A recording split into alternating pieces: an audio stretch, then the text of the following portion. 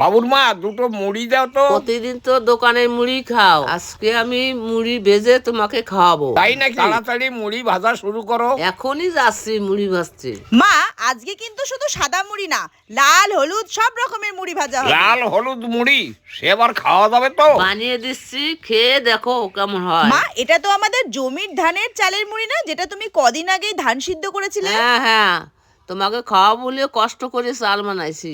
এদিকে দেখো, বলতে বলতেই মা সব রকমের মুড়ি ভাজা শুরু করে দিয়েছে। এখানে এখন লাল মুড়ি ভাজা হচ্ছে, যেটা কিনা বিটের রস দিয়ে তৈরি হয়েছে। দেখো, বিটের রস চালে পড়তে কত সুন্দর লাগছে চালটাকে। আচ্ছা, তোমরা কি কখনো লাল মুড়ি খেয়েছো? খেলে কিন্তু আমাকে অবশ্যই জানিও। বাবুর মা, লাল মুড়ি তো ভালোই দেখা যাচ্ছে, তাড়াতাড়ি করো, খেয়ে দেখি।